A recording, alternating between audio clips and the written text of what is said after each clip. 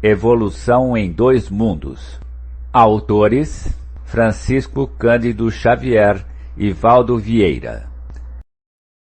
12. Alma e desencarnação. Metamorfose e desencarnação. Graduando os acontecimentos da desencarnação, é importante recorrer ainda ao mundo dos insetos para lembrar que, se existem aqueles de metamorfose total, existem os de metamorfose incompleta, os hemimetábolos, cuja larva sai do ovo e se converte imediatamente num indivíduo, sem passar pela fase pupal, à afeição dos malófagos, desprovidos de asas, embora possuam aparelho bucal triturador. Apresentando características singulares, no capítulo da transfiguração, em todas as ordens nas quais se subdividem, os insetos, de algum modo, exprimem, no desenvolvimento da metamorfose que lhes marca a existência, a escala de fenômenos que vige para a desencarnação dos seres de natureza superior. Em relação ao homem, os mamíferos que se ligam a nós outros por extremos laços de parentesco, em se desencarnando, agregam-se aos ninhos em que se lhes desenvolvem os companheiros e, qual ocorre entre os animais inferiores, nas múltiplas faixas evolutivas em que se escalonam, não possuem pensamento contínuo para a obtenção de meios destinados à manutenção de nova forma. Encontram-se, desse modo, aquém da histogênese espiritual, inabilitados a mais amplo equilíbrio que lhes asseguraria a ascensão a novo plano de consciência. Em razão disso, efetuada a histólise dos tecidos celulares, nos sucessos recônditos da morte física, dilata-se-lhes o período de vida latente na esfera espiritual, onde, com exceção de raras espécies, se demoram por tempo curto, incapazes de manobrar os órgãos do aparelho psicossomático que lhes é característico, por ausência de substância mental consciente. Quando não se fazem aproveitados na espiritualidade, em serviço ao qual se filiam durante certa cota de tempo, caem, quase sempre, de imediato, à morte do corpo carnal, em pesada letargia, semelhante à hibernação, acabando automaticamente atraídos para o campo genésico das famílias a que se ajustam, retomando o organismo com que se confiarão a nova etapa de experiência, com os ascendentes do automatismo e do instinto que já se lhes fixaram no ser, e sofrendo naturalmente o preço hipotecável aos valores decisivos da evolução. Além da histogênese. Através desse movimento incessante da palingenesia universal, o princípio inteligente incorpora a experiência que lhe é necessária, estagiando no plano físico e no plano extrafísico, recolhendo, como é justo, a orientação e o influxo das inteligências superiores em sua marcha laboriosa para mais elevadas aquisições. Pouco acima dessas mesmas bases, vamos encontrar o homem infraprimitivo, na rusticidade da furna em que se esconde, surpreendido no fenômeno da morte ante a glória da vida, como criança tenra e deslumbrada à frente de paisagem maravilhosa, cuja grandeza nem de leve pode ainda compreender. O pensamento constante ofereceu-lhe a precisa estabilidade para a metamorfose completa. Pela persistência e consistência das ideias, adquiriu o poder de integrar-se mentalmente para além da histogênese, em seu corpo espiritual, arrebatando-o com a alavanca da própria vontade, que a indagação e o trabalho enriqueceram para novo estado individual. Acariciada pelo bafejo edificante dos condutores divinos que lhe acalentam a marcha, a criatura humana dorme o sono da morte, mumificando-se na cadaverização, como acontece à pupa, e segregando substâncias mentais à base de impulsos renovadores, tanto quanto certas crisálidas, que segregam um líquido especial que lhes facilita a saída do próprio casulo, a alma que desencarna, findo o processo histolítico das células que lhe construíam o carro biológico, e fortificado o campo mental em que se lhe enovelaram os novos anseios e as novas disposições, logra desvencilhar-se mecanicamente dos órgãos físicos, agora imprestáveis, realizando por avançado automatismo o trabalho histogenético, pelo qual desliga as células sutis do seu veículo espiritual, dos remanescentes celulares do veículo físico arrojado à queda irreversível, agindo agora com a eficiência e a segurança que as longas e reiteradas recapitulações lhe conferiram. O selvagem desencarnado. Entretanto, o homem selvagem, que se reconhece dominador na hierarquia animal, cruel habitante da floresta, que apura a inteligência através da força e da astúcia, na escravização dos seres inferiores, que se lhe avizinham da caverna, desperta fora do corpo denso, qual o menino aterrado que, em se sentindo incapaz da separação para arrostar o desconhecido, permanece tímido ao pé dos seus, em cuja companhia passa a viver, noutras condições vibratórias, em processos multifários de simbiose, ansioso por retomar a vida física, que lhe surge à imaginação, como sendo a única abordável à própria mente. Não dispõe nessa fase de suprimento espiritual que o ajude a pensar em termos diferentes da vida tribal em que se apoia. O espetáculo da vastidão cósmica perturba-lhe o olhar e a visita de seres extraterrestres, mesmo benevolentes e sábios, infunde-lhe pavor, crendo-se à frente de deuses bons ou maus, cuja natureza ele próprio se incumbe de fantasiar, na exiguidade das próprias concepções. Acuado na choça, onde a morte lhe furtou o veículo físico, respira a atmosfera morna em que se acasalam os seus herdeiros do sangue, para somente ausentar-se do reduto doméstico quando a família se afasta, instada por duras necessidades de subsistência e de asilo. E o homem primitivo que desencarnou, suspirando pelo devotamento dos pais, e notadamente pelo carinho do colo materno, expulso do vaso fisiológico, não tem outro pensamento senão voltar ao convívio revitalizante daqueles que lhe usam a linguagem e lhe comungam os interesses. Monoideísmo e reencarnação. Ressurgir na própria taba e renascer na carne, cujas exalações lhe magnetizam a alma, constituem a aspiração incessante do selvagem desencarnado. Estabelece-se nele o monoideísmo, pelo qual os outros desejos se lhe esmaecem no íntimo. Pela oclusão de estímulos outros, os órgãos do corpo espiritual se retraem ou se atrofiam por ausência de função e se voltam instintivamente para a sede do governo mental, onde se localizam ocultos e definhados no fulcro dos pensamentos em circuito fechado sobre si mesmos, quais implementos potenciais do germe vivo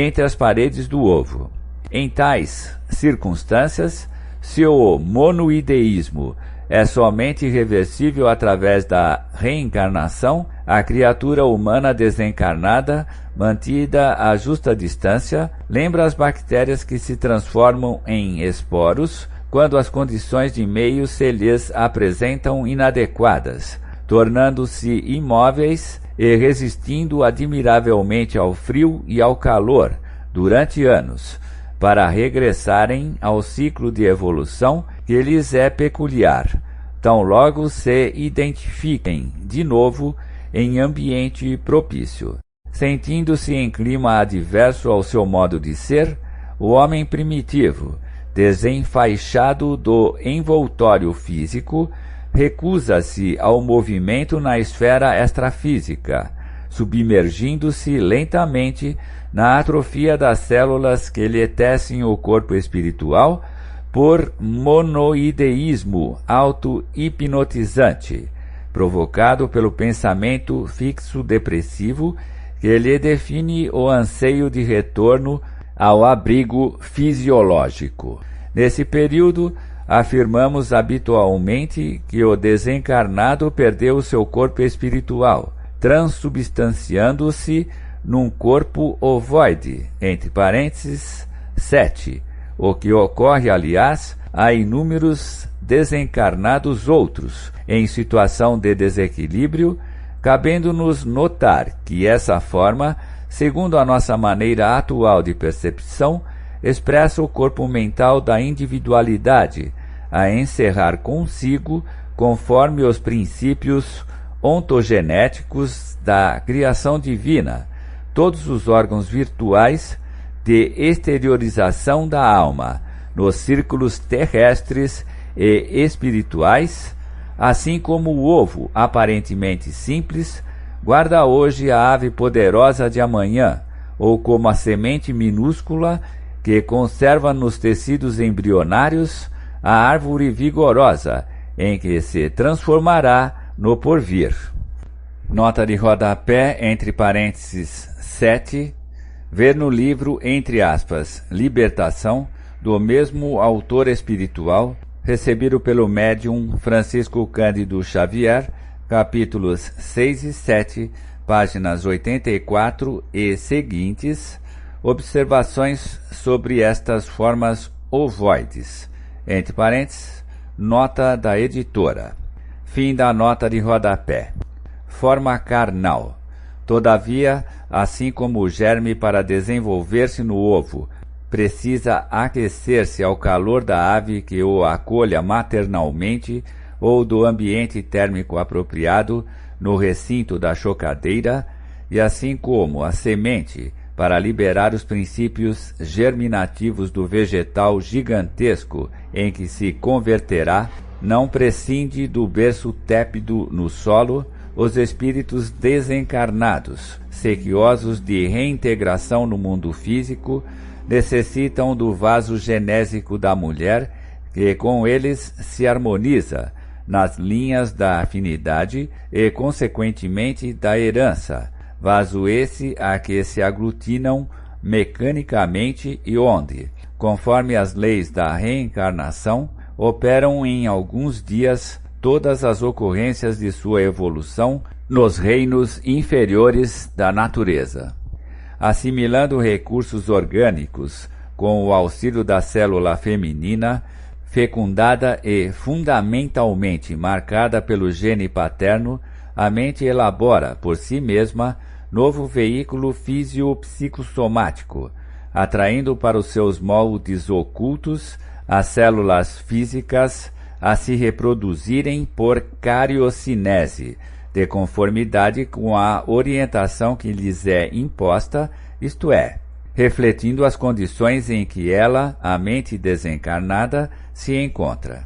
Plasma-se-lhe, desse modo, com a nova forma carnal, novo veículo ao espírito, que se refaz ou se reconstitui em formação recente, entretecido de células sutis, veículo este que evoluirá igualmente depois do berço e que persistirá depois do túmulo.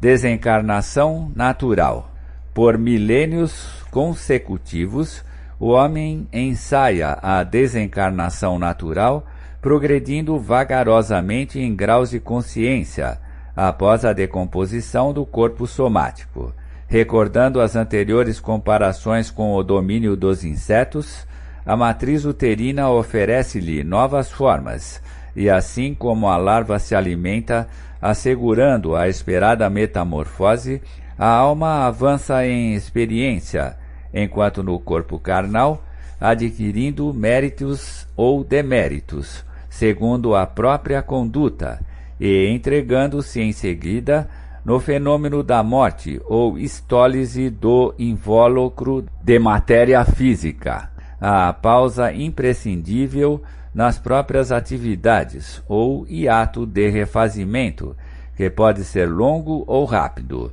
para ressurgir pela histogênese espiritual, senhoreando novos órgãos e implementos necessários ao seu novo campo de ação, demorando-se nele à medida dos conhecimentos conquistados na romagem humana. É assim que a consciência nascente do homem pratica as lições da vida, no plano espiritual, pela desencarnação ou libertação da alma, como praticou essas mesmas lições da vida no plano físico, pelo renascimento ou internação do elemento espiritual na matéria densa, evoluindo degrau a degrau, desde a excitabilidade rudimentar das bactérias até o automatismo perfeito dos animais superiores, em que se baseia o domínio da inteligência.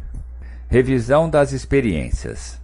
De liberação a liberação, na ocorrência da morte, a criatura começa a familiarizar-se com a esfera extrafísica, assim como recapitula nos primeiros dias da existência intrauterina, no processo reencarnatório, todos os lances de sua evolução filogenética. A consciência examina em retrospecto de minutos ou de longas horas, ao integrar-se definitivamente em seu corpo sutil, pela histogênese espiritual, durante o coma ou a cadaverização do veículo físico, todos os acontecimentos da própria vida, nos prodígios de memória a que se referem os desencarnados, quando descrevem para os homens a grande passagem para o sepulcro. É que a mente, no limiar da recomposição de seu próprio veículo, seja no renascimento biológico ou na desencarnação, revisa automaticamente e de modo rápido todas as experiências por ela própria vividas, imprimindo magneticamente às células que se desdobrarão em unidades físicas e psicossomáticas no corpo físico e no corpo espiritual, as diretrizes a que estarão sujeitas dentro do novo ciclo de evolução em que ingressam. Acresce lembrar ainda, como nota confirmativa de nossas asserções, que, esporadicamente, encarnados saídos ilesos de grandes perigos, como acidentes e suicídios frustrados, relatam semelhante fenômeno de revisão das próprias experiências, também chamado visão panorâmica e síntese mental, lei de causa e efeito. Encetando, pois, a sua iniciação no plano espiritual, de consciência desperta e responsável, o homem começa a penetrar na essência da lei de causa e efeito, encontrando em si mesmo os resultados enobrecedores ou deprimentes das próprias ações. Quando dilacerado e desditoso grita a própria aflição ao longo dos largos continentes do espaço cósmico, reunindo-se a outros culpados do mesmo jaez, com os quais permuta os quadros inquietantes da imaginação em desvario, tecendo com o plasma sutil do pensamento contínuo e atormentado as telas infernais, em que as consequências de suas faltas se desenvolvem, mediante as profundas e estranhas fecundações de loucura e sofrimento que antecedem as reencarnações reparadoras. Contudo, é também aí que começa, sobrepairando o inferno e o purgatório do remorso e da crueldade, da rebelião e da delinquência, o sublime apostolado dos seres que se colocam em harmonia com as leis divinas, almas elevadas e heróicas que, em se agrupando intimamente, tocadas de compaixão pelos laços que deixaram no mundo físico, iniciam, com a inspiração das potências angélicas, o serviço de abnegação e renúncia, com que a glória e a divindade do amor edificam o império do sumo bem, no chamado céu, de onde vertem mais ampla luz sobre a noite dos homens. Pedro Leopoldo, 9 de março de 1958.